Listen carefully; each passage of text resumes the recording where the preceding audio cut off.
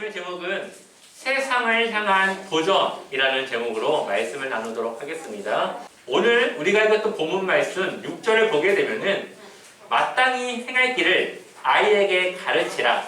그리하면 늙어서도 그것을 떠나지 아니하리라 라고 우리에게 말씀하고 있습니다. 아이라고 하는 말은, 여기서 말하는 이 아이라고 하는 말은 이 젖먹이 아이를 말합니다. 아직 태어난 지 얼마 되지 않아서 엄마 젖을 떼지 못한 그런 아이를 말하는 것이죠. 이 아이는 듣는 것도 잘 할 수 없고 뭐 이해하는 것도 할 수 없지만 이렇게 어린 아이일 때부터 그들이 마땅히 살아가야 될 길에 대해서 가르쳐야 한다라고 오늘 말씀은 우리에게 교훈하고 있습니다.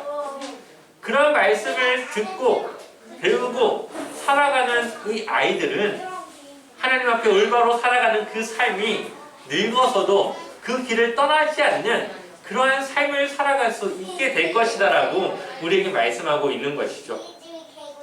그렇기 때문에 우리는 자녀에게 마땅히 행할 길이 무엇인지 그것을 가르쳐야 하는데, 그럼 우리는 그 아이들에게 어떻게 그 길을 가르쳐 줄 수 있을까요?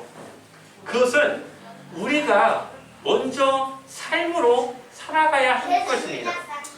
아이에게 입으로만 그렇게 살아가야 된다 말하는 것이 아니라 바로 우리가 먼저 그러한 삶을 살아가는 것이 무엇인지를 가르쳐주고 보여주고 아이들의 그런 삶에 함께 들어와서 함께 경험할 수 있도록 하는 것이죠. 그러한 대표적인 삶을 살아가는 사람이 있다면 그것은 바로 션이라고 하는 연예인을 예로 들 수가 있습니다. 이 션이라고 하는 사람은 우리가 잘 알다시피 가수였죠. 진우션이라고 하는 힙합 이제 그룹이었다가 지금은 쇼핑몰 사업을 하고 있는 그러한 사람입니다. 이 부부가 현재까지 900명의 후원 아동을 갖고 있습니다. 그 금액만 해도 한 달에 3천만 원 이상이 그 후원 아들들을 돕기 위한 기금으로 사용이 됩니다. 또한 이 2020년 기준으로 52억이라고 하는 아주 막대한 금액을 기부하였습니다. 또한 그 기부한 금액뿐만 아니라 여러 가지 또 기업들과 협력을 하고 또 여러 사람들과 함께 해서 그 기금을 모금하는 일에 끊임없이 적극적으로 나서고 있는 것을 보게 됩니다. 그런데 션은 자신의 이름으로 된 집이 한 채도 없다고 이야기를 하죠. 현재 자신이 살고 있는 집도 전세로 살고 있으며 자신의 이름으로 된 보험이라던가 적금조차도 들고 있지 않다고 말합니다. 사실은 이 부부가 집을 사려고 돈을 모아놨는데 그때 때마침 필리핀에 후원하는 이 아동을 만나기 위해서 션의 부인이었던 이 정혜영 씨가 이 필리핀을 가게 됩니다. 필리핀에 가서 그 아이들을 만나게 되는데 자신들은 정말 좋은 환경에서 좋은 집을 통해서 정말 잘 살고 있는데 그 아이들의 삶은 자신들과 전혀 다른 삶을 살아가고 있는 것을 보게 된 것이죠. 그 아이들을 만나고 오면서 이 정혜영 씨는 자신의 집을 산다고 하는 것이 마음에 내내 걸리게 됩니다. 그리고 자신의 남편이 션과 의논을 해서 우리가 집을 사기 위해서 이 돈을 모아놨는데 이거 우리 집 사는데 쓰지 말고 우리 이웃들 돕는데 썼으면 좋겠습니다. 이렇게 둘이 이야기를 하여서 결국은 그 돈을 다 후원을 하고 기부를 하는 일로 사용하게 된 것이죠. 그리고 그때부터 지금까지 그들은 자신의 집을 갖지 않은 전세로서 집을 살게 됩니다. 물론 이들이 쇼핑몰을 운영하면서 많은 수입을 벌어들이는 것은 사실입니다. 하지만 그러한 많은 수입을 벌어들인다고 해서 누구나 이렇게 많은 돈을 기부하거나 많은 돈을 사람들을 위해서 사용하며 살진 않습니다. 만약 이들의 삶의 목적이 많은 돈을 모아서 다른 사람들보다 더 잘 사는 것이 목적이었다면 이미 집을 샀어야 되고 매달 3천만 원을 저축해서 더 많은 재산들을 불려나가야 됐을 것입니다. 하지만 이들의 부부의 목적은 재산을 모으는 것이 목적이 아니라 어려운 이웃을 돕고 그들과 함께 하나님의 사랑을 나누는 그러한 일들을 하는 것이 이들의 삶의 목적이었다고 하는 것이죠. 사실 이 션이라고 하는 사람이 부유한 가정에서 태어난 사람이 아니었습니다. 많은 어려움이 있는 가정에서 태어나서 그런 어려움과 부족함 속에서 자라났습니다. 그리고 그러한 환경을 늘 탓했던 그가 어느 날 새벽에 하나님께 기도하는 중에 하나님의 사랑이 자신에게 넘치게 임한다는 것을 알게 됩니다. 하나님의 사랑을 그가 깨닫고 나니 자신에게 있는 그 부족함은 아무것도 아니라는 것을 그가 깨닫게 되어지죠. 그러면서 그는 하나님의 사랑을 깨달은 내가 이제 무엇을 해야 될까를 고민하면서 이제는 주변의 이웃들을 돕는 일을 시작하게 됩니다. 그리고 그가 정혜영 씨와 결혼을 하게 되면서 정말 이렇게 좋은 사람과 결혼한 것이 너무 감사한데 자신이 무엇을 할 수 있을까? 그것을 고민하다가 매일 10,000원씩을 저축을 하게 됩니다. 그리고 365만 원을 어려운 이웃들을 위해 사용하게 된 거죠. 그런데 그것이 지금의 900명이라고 하는 아이들을 후원하게 된 것이고 52억이라고 하는 그 돈을 기부하는데 사용할 수 있는 그러한 결과를 낳게 된 것입니다. 그러면서 그는 이렇게 말합니다. 자신들은 사실 보기보다는 많은 것을 갖지 않았습니다. 가정도 완벽하지 않고 환경도 완전하지 않습니다. 이남 이녀의 4명의 자녀를 두고 있지만 그 자녀들도 그닥 공부를 잘해서 앞으로 뭔가 큰 기대를 할 수 있는 그런 상황도 아닙니다. 그렇지만 자신들은 환경에 기대지 않고 서로에게 기대어 살아가고 있습니다. 환경은 부족하지만 서로가 기대어서 그 부족함을 메꾸고 있다는 것이죠.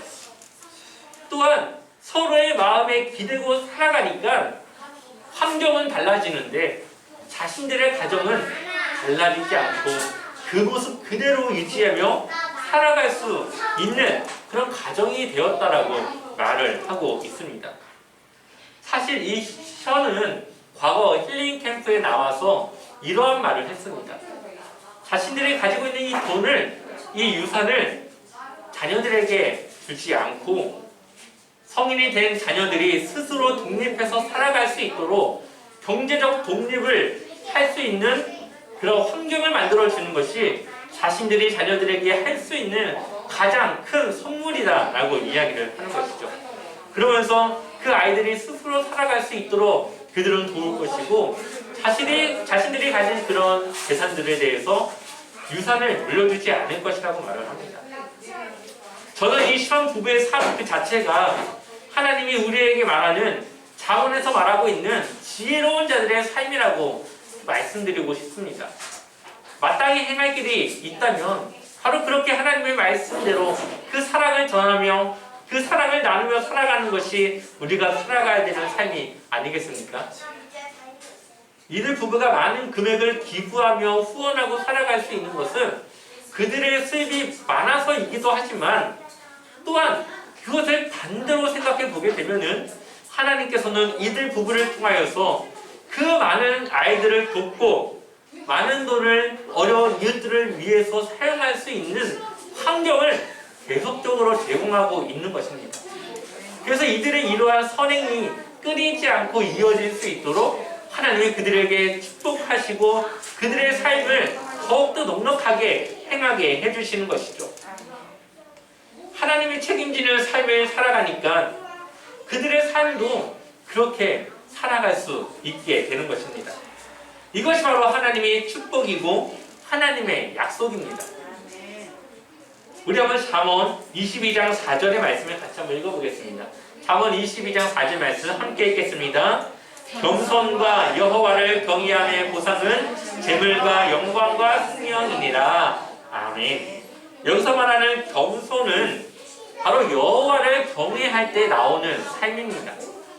하나님의 능력을 내가 인정하고 그 하나님의 능력에 내가 순종할 줄 알아야 바로 이러한 겸손한 삶이 우리에게 나타날 수 있게 되는 것이죠. 그런데 그러한 겸손과 여호와를 경외하는 삶의 보상이 바로 재물, 그리고 영광, 생명이라고 말하는 것이죠. 하나님을 경외하는 것이 너무 당연한 일인데 그 당연한 일에 우리가 순종하니까 하나님은 우리에게 축복을 더하여 주시는 것입니다.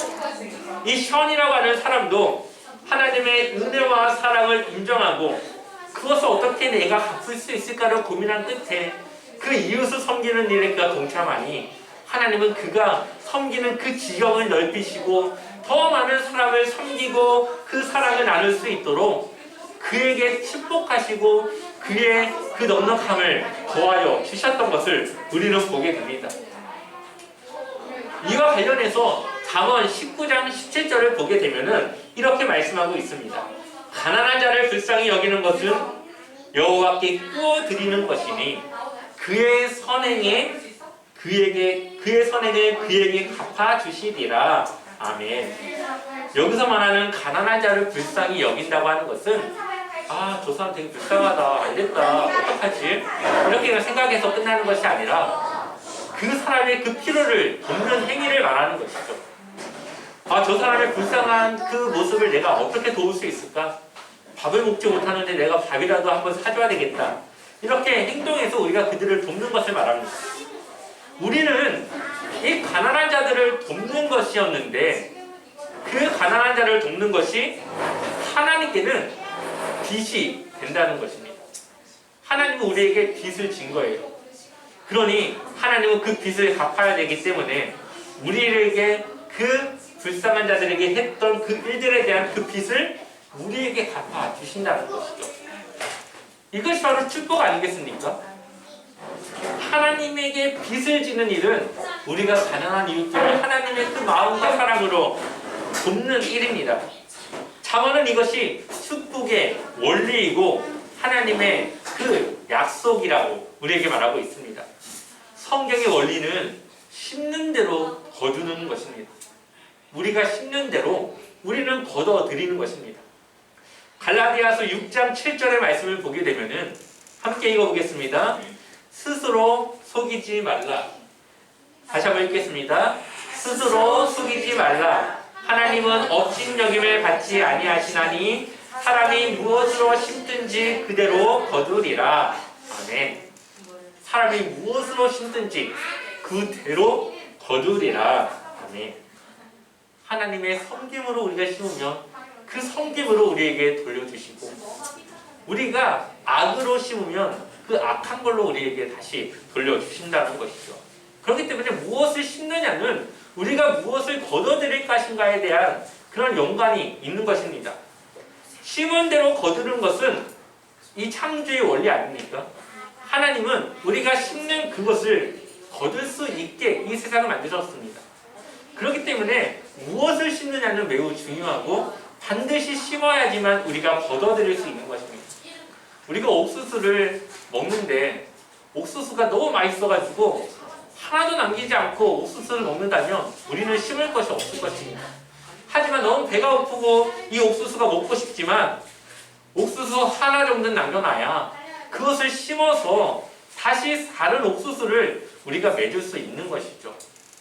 우리가 아무리 배가 고프고 먹을 것이 없어도 새로 심을 것을 남겨놔야 우리는 그걸 통해서 다음을 기약하고 기대할 수 있는 것입니다. 그런 것처럼 하나님 앞에서 우리의 가진 것을 우리가 다 쓸 수도 있지만 하나님을 위해서 그것을 사용하는 그 심는 것을 통하여서 하나님은 우리를 축복할 수 있고 우리는 하나님의 그 축복을 누릴 수 있고 더 많은 것들을 우리가 누릴 수 있는 그 은혜를 우리가 기대할 수 있다는 것입니다. 그것에는 우리가 많이 심고 적게 심고가 문제가 아닙니다. 내가 할 수 있는 만큼 내 마음을 다해서 하나님께 그 심겨진 그것에 대한 그 약속을 우리가 보장받을 수 있다는 것이죠. 우리 2절 말씀 같이 한번 읽어보겠습니다. 2절 말씀 함께 읽겠습니다. 가난한 자와 부한 자가 함께 살거니와 그 모두를 지으신 이는 여호와시니라. 아멘. 오늘 2절 말씀에는 이 부자와 가난한 자가 나옵니다. 근데 이 부자와 가난한 자를 누가 만드셨습니까? 하나님이 만드셨습니다. 여기서 말하는 하나님이 만드셨다고 하는 것은 하나님이 누구는 부자로 만들고 누구는 가난한 자로 만들고 이렇게 나눠서 만들었다는 것이 아니라 부자나 이 가난한 자나 동일하게 하나님의 창조된 하나님의 그 존귀한 그 창조물임을 우리에게 말씀하고 있는 것이죠. 그러니 돈이 없다고 해서 무시당할 수 없고 돈이 많다고 해서 그 사람을 인정해주거나 더 나은 사람으로 볼 수 없다라는 것을 우리에게 말하고 있는 것입니다. 그런데 우리가 태어나 보니까 어떻습니까? 태어나 보니까 어떤 사람은 정말 가난한 나라에 태어나서 하루에 정말 세 끼 먹는 것은 불사하고 한 끼 어떻게든 먹어보려고 정말 아등바등 살아가는 그런 사람들이 있습니다. 근데 어떠한 사람은 태어나 보니까 재벌집 자녀로 태어나서 평생 돈에 대해서 걱정하지 않고 살아가는 사람도 있습니다. 그런데 이 세상은, 이 공동체는 가난한 자나 부자나 함께 살아야 되는 곳이죠. 부자만 사는 것도 아니고 가난한 자만 사는 것도 아니라 이들이 함께 살아가야 되는데 그 살아가는 그 방법에 무엇이 있습니까? 함께 서로의 부족함을 채워야 되는 것입니다.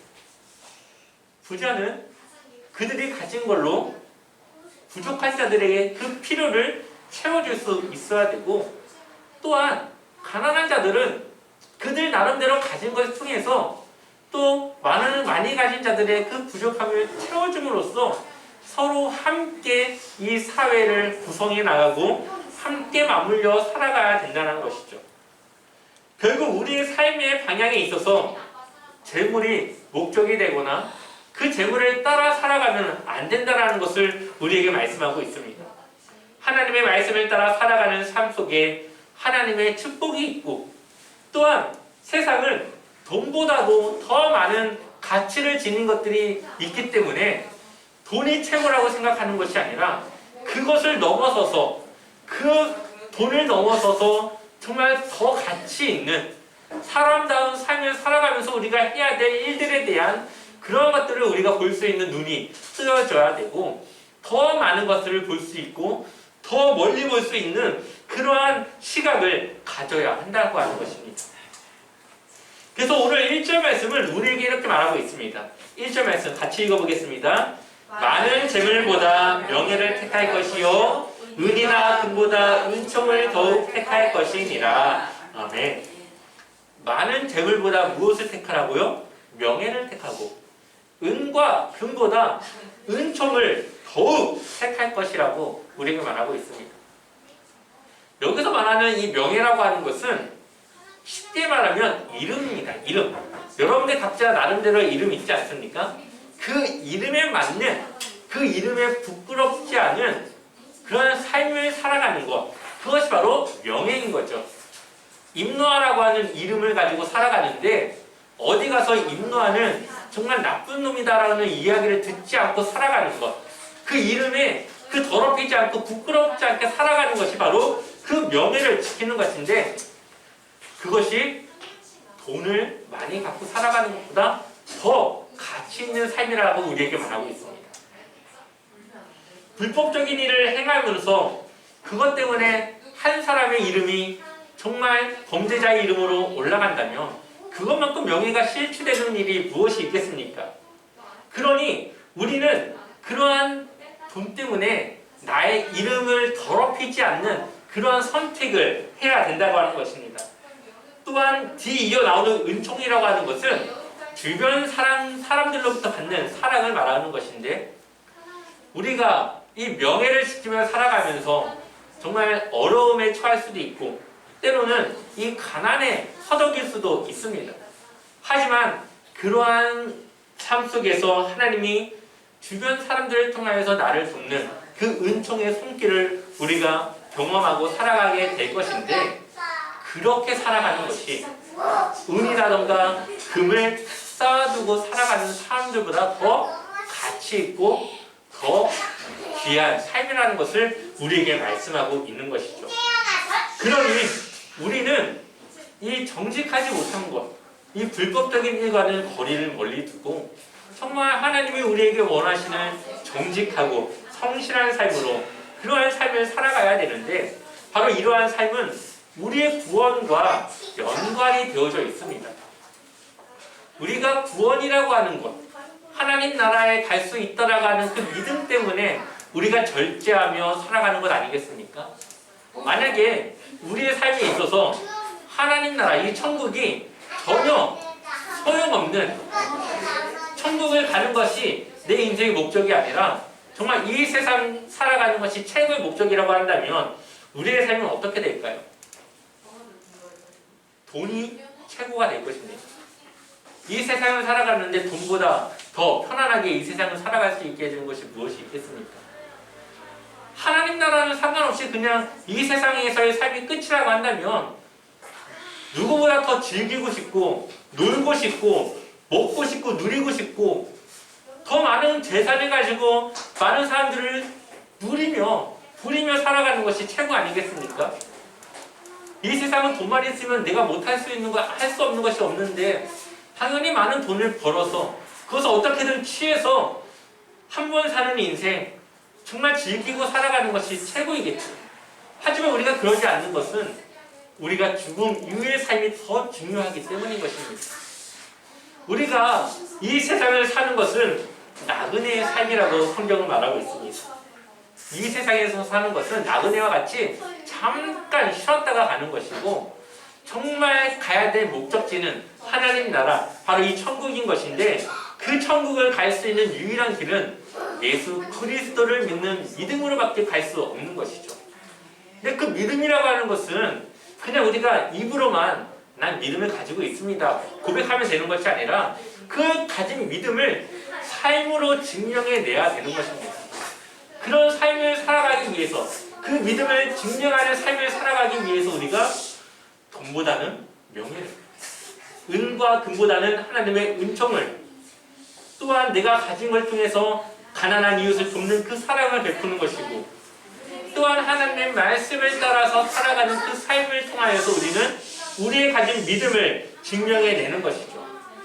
겸손함과 여호와를 경외하는 삶으로 우리의 지혜를 하나님 앞에 드러내는 것, 바로 이것이 우리가 살아가야 될 진정한 삶이라는 것입니다.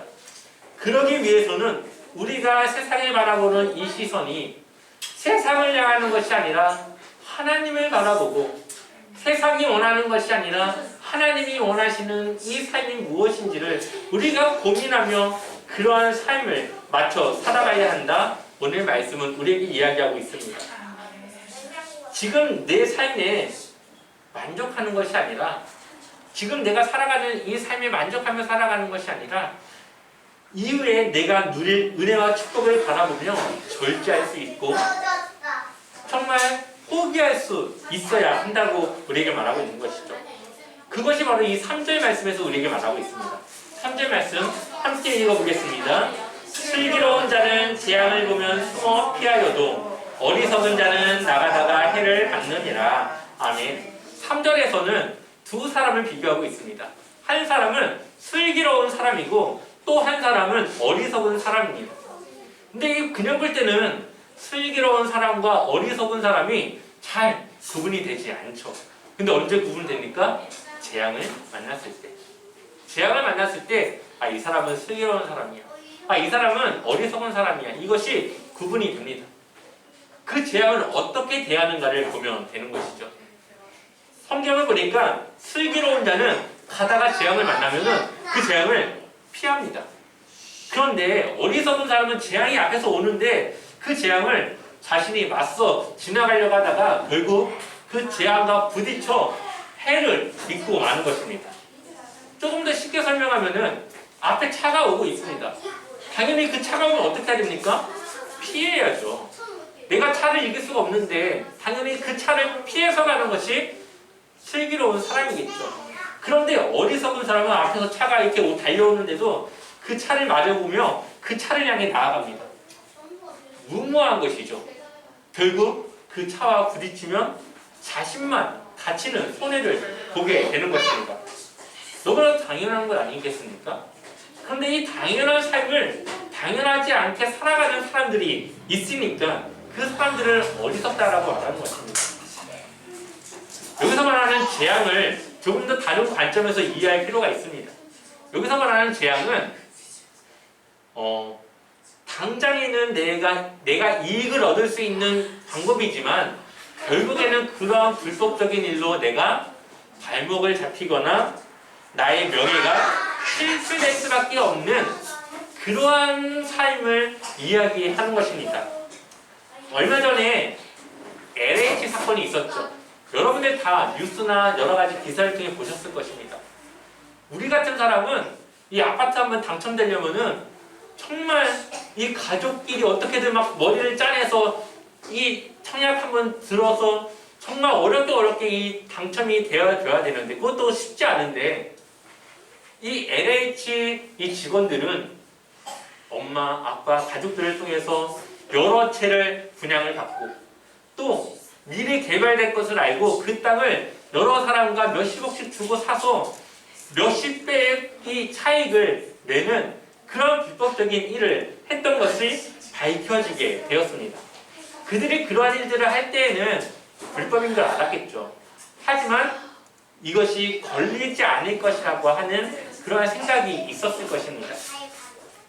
그런데 결국은 그것이 드러나게 됐고 그들의 그 이름이 명예가 실추되고 그들은 그것에 대한 책임을 져야 되는 상황이 오게 되었습니다. 물론 그러한 그 불법적인 일을 저지른 것이 밝혀지지 않은 사람들도 있을 것입니다. 또한 별다른 책임을 물지 않고 넘어갈 수도 있을 것입니다. 하지만 결국 그들이 불법을 저질렀고 그것을 책임져야 하는 그 일에는 변함이 없겠죠. 바로 어리석은 사람은 이러한 불법적인 일을 알고도 그것을 피하지 않고 그것을 향해 나아가는 사람들을 어리석다 말하는 것입니다.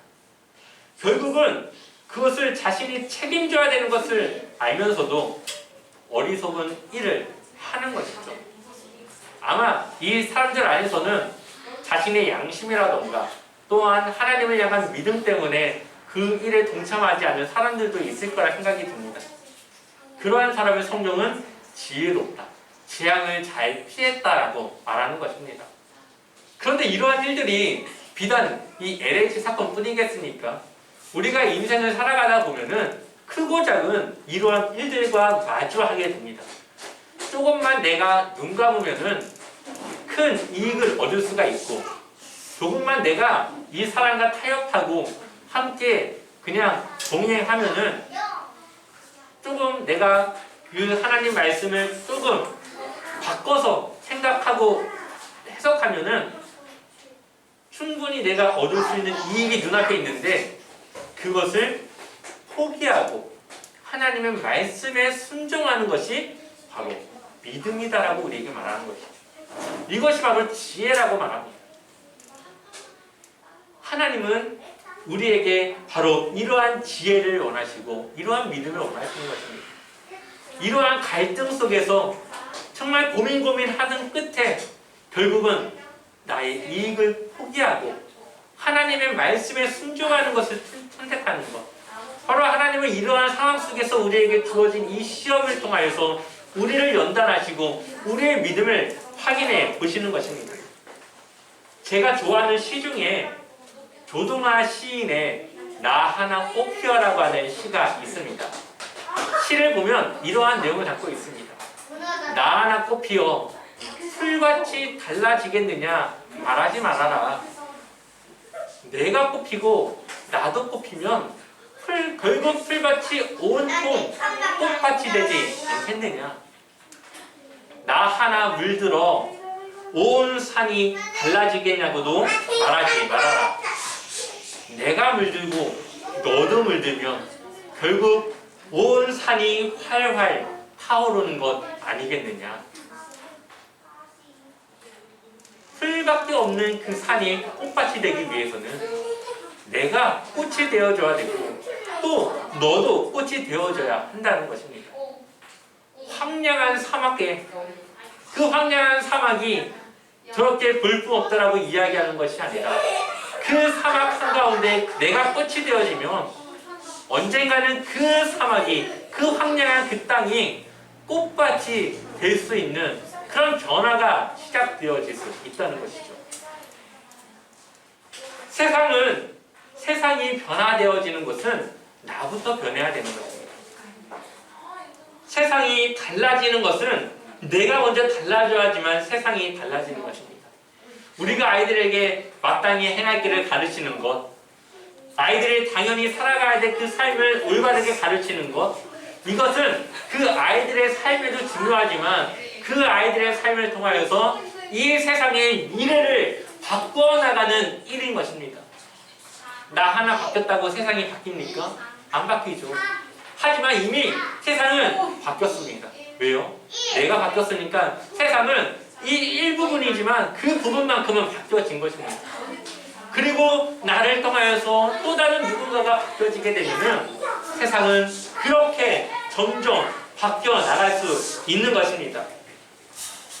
우리 아이들에게 마땅히 행할 길을 가르치는 것도 중요하지만 먼저 내가 그러한 세상을 살아가는 그러한 한 사람이 되어줘야 되고 마땅한 길을 따라 살아가는 그러한 사람이 되어줘야 하는 것은 더욱더 중요합니다. 나도 하지 않고 나도 할 수 없는 일에 어떻게 우리 아이들에게 그 삶을 강요하고 가르칠 수 있겠습니까? 하나님의 말씀은 철저히 나를 향해 있습니다. 내가 바뀌어줘야 되고 내가 변화되어져야지만 이 세상이 나의 환경이 바뀌어진다라고 말합니다. 정말 세상에 많은 사람들이 세상을 탓합니다. 세상이 이렇게 되는데 내가 어떡합니까? 세상 사람들이 살아가는 그 방식이 그런데 내가 어떡합니까? 환경이 이렇잖아요. 나는 부모님이 돈도 없고 날 도와줄 힘도 없고 내 주변에는 나 혼자밖에 없습니다. 내 환경이 이러니까 나는 이렇게 살아갈 수밖에 없습니다. 늘 핑계대며 자신의 삶을 한탄하며 자신의 삶이 이렇게 될 수밖에 없다라고 하는 패자주의의 그런 삶을 살아가는 이 사람들. 하지만 결국 자신이 바뀌지 않고 자신이 변하지 않고서는 세상을 바꾸거나 변화시킬 수 없다라는 것. 그것을 성경은 우리에게 말하고 있습니다. 내가 먼저 바뀌어져야지만 나의 대하는 이 세상이 환경이 바뀌어질 수 있는 것이죠. 세상을 향해 우리는 도전해야 됩니다.